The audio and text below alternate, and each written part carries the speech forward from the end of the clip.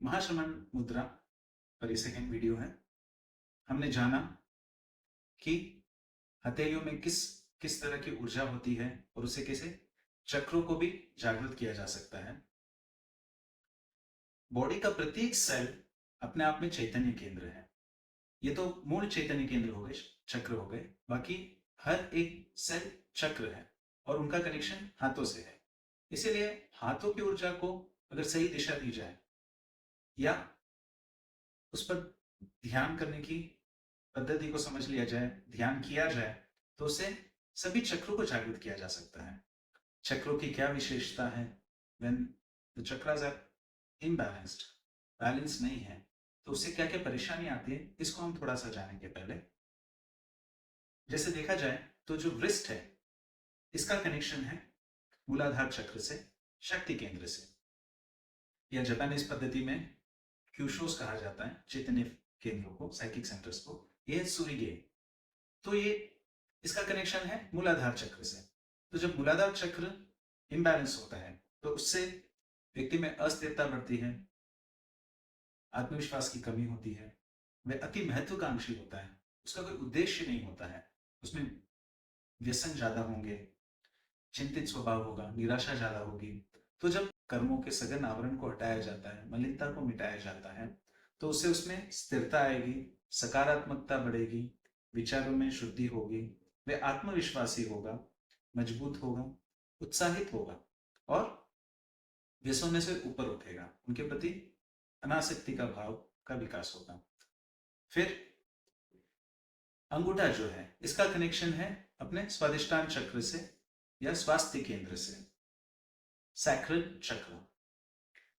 तो ये जब असंतुलित होता है तो इससे चिड़चिड़ापन बढ़ता है, शक्ति की कमी का अनुभव होता है, रचनात्मकता की कमी होती है, उसकी प्रवृत्ति तोड़फोड़ होगी, वे हर समय दुखी रहेगा।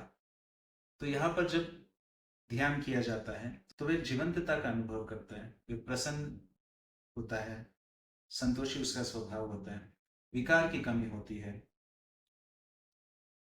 जो अपूर्णता का अनुभव था वह मिटती है और उसकी प्रवृत्ति तोड़फोड़ात्मक नहीं होती है। इंडेक्स फिंगर, तर्जनी, इसका कनेक्शन है विशुद्धि चक्र से, हिचुक्यूशोस या थायराइड ग्लैंड भी कहा जा सकता है। ये जब असंतुलित होता है तो दूसरों से उसका जो कम्युनिकेशन है वह बिगड़ जाता है, वह अपने आप को अभिव्यक्त नहीं कर पाता है, बहुत अति उसको विचार आते हैं, वे कुछ समझाना कुछ चाहेगा, लोग कुछ और समझेंगे, उसे गलत समझा जाएगा, उसको बोलने का डर सताता है, कमजोरी का अनुभव होता है और यहाँ से थायराइड की समस्या होती है या दांतों की समस्या होती है, गर्दन की समस्या हो सकती है। ये सब परेशानियों से वे जूझता है।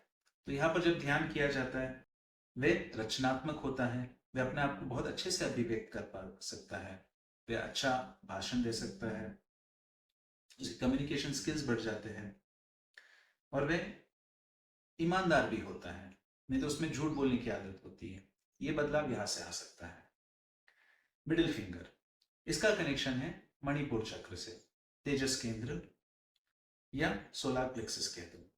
और जब ये असंतुलित होता है तो व्यक्ति तनाव का अनुभव करता है, कम आत्मसम्मान होता है उसमें, उसको आत्मसम्मान की पीड़ा सताती है, गुस्सा ज्यादा आता है, हमेशा घबराहट रहती है, पाचन शक्ति बिगड़ जाती है और उसमें एंग्शियसनेस की परेशानी होती है। तब जब ये संतुलित होता है तो और वह आत्मविश्वासी होता है, वे केंद्रित रहता है, उसकी शक्ति जो है वह उत्पादक होती है, उसमें क्षमा का भाव का विकास होता है, मैत्री का विकास होता है, निर्णय की शक्ति उसकी बढ़ती है। तो ये सब यहां से होता है। रिंग फिंगर, रिंग फिंगर का कनेक्शन जुड़ा हुआ है आज्ञा चक्र या दर्शन केंद्र कह दो। जब दर्शन केंद्र में समस्याएं होती है तो व्यक्ति उलझनों से भरा हुआ होता है, उसका मिजाज जो तुरक मिजाज उसका होता है। अनुकंपा का भाव नहीं रहता है, उसे सिर दर्द, माइग्रेन जैसी परेशानियां सताती है और बहुत ही अहंकारी होता है। तो यहाँ जब ध्यान किया जाता है, बुद्धि का विकास होता है, उसका इंट्यूशन पावर बढ़ता है, इस समाधि का अनुभव करता है। जब भी आपको बहुत तनाव का अनुभव हो रहा है, यहाँ पर ध्यान करें तो तुरंत ही आपको बहुत ही शांति का अनुभव होने लग जाएगा। वे चीजों से ज्यादा लगाव नहीं रखता है, फिर उसका जो अटैचमेंट है वो कम होने लगता है। राग भाव जो है उसमें बदलाव होता है, अंतर्ज्ञान का विकास होता है, उसको मृत्यु का डर नहीं सताता है। इसका कनेक्शन है यहां से। और जो छोटी उंगली है, इसका कनेक्शन है अनाहत चक्र से, आनंद केंद्र से। चक्र पर आवरण अधिक होता है, तो उसकी जो स्वभाव है वे किसी को भूलता नहीं है। उसमें बहुत ही वैर का भाव होता है, प्यार की कमी होती है, अकरुणीयता होती है। उसका रक्तचाप जो है वो बढ़ जाता है, हृदय संबंधी, लंग संबंधी परेशानियां उससे वो जूझता है। और जब यहाँ पर ध्यान किया जाता है तो उससे उसमें प्रेम का भाव बढ़ता है। वे धर्म की ओर उसका रुझान होता है, बाहर से हटकर चेतना अंतर की ओर रहती है। जिनको जो लोग ध्यान करते हैं या योगा करना चाहते हैं, कुछ समय करते हैं फिर हो नहीं पाता है, छूट जाता है। तो ये जो निरंतरता अगर आपको चाहिए तो यहाँ ध्यान करने से वे निरंतरता बनी की बनी रहती है। वे बहुत आभारी होता है, वे कुछ छिपाता नहीं है और सबके प्रति उसके करुणा का भाव होता है। उसमें ईमानदारी होती है, ऑनेस्टी होती है, उसका नेचर बहुत हार्मोनियस होता है। और जो एक और चक्र है, सातवां चक्र, वो है सहस्त्रार चक्र या ज्ञान केंद्र के दो, इसका कनेक्शन है यहां से। तो ये जब असंतुलित होता है तो व्यक्ति में बहुत निराशा होगी, वे विनाशी होगा, क्रूरता उसमें बहुत अधिक होगी, चिड़चिड़ापन ज्यादा होगा, जो गलत है उसी को वो सही मानेगा, अर्थात उसमें मिथ्यात्व भाव बहुत ही अति होगा। उसमें साइकोलॉजिकल, मानसिक बीमारियां भी हो सकती हैं। और जब इस चक्र की ऊर्जा बढ़ती है, पवित्रता बढ़ती है, तो वे धर्म के उच्च शिखर पर चढ़ता है। बहुत सी उसमें शक्तियों का जागरण होता है, केवल्य की प्राप्ति यहां से होती है।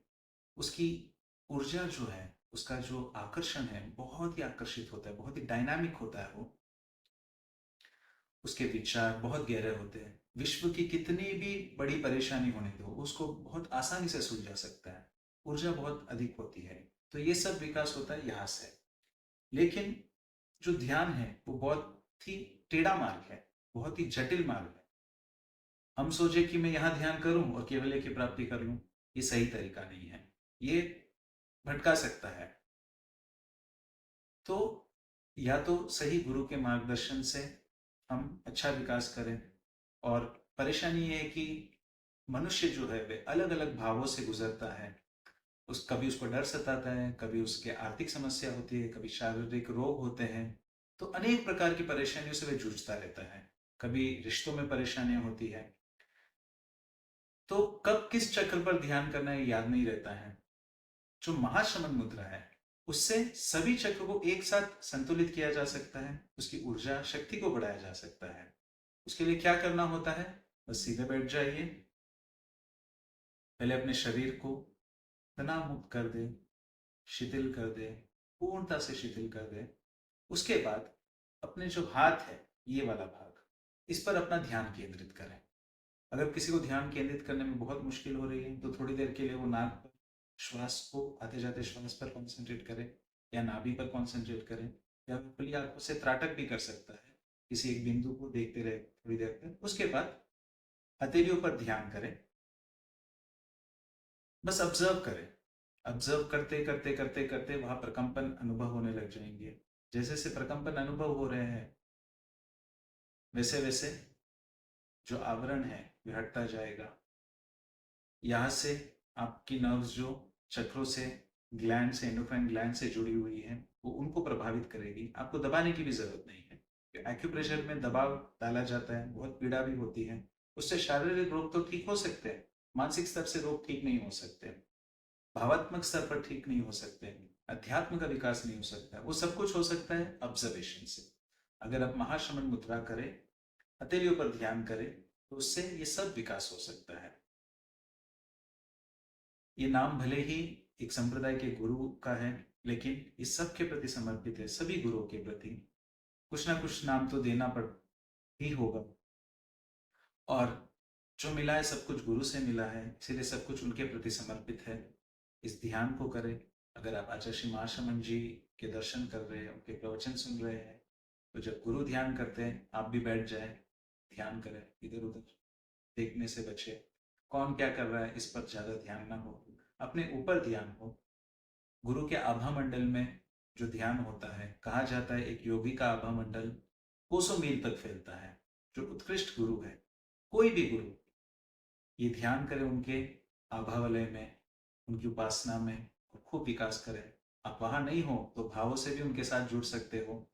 टेलीपैथी होती है, मैं भी करता हूँ, बहुत बार होती है और बहुत अच्छे से होती है। और जिनके गुरु नहीं है, ये ध्यान करते करते करते करते, महाश्रवण मुद्रा को करते करते आपको अवश्य ही आपके गुरु प्राप्त हो जाएंगे। और गुरु जो है वो आपके भीतर है। खुद में आत्मविश्वास जगे, उससे अपने आप विकास होगा। सबके प्रति मंगल काम, सबका मंगल हो, सबका कल्याण हो। ओम हर हर।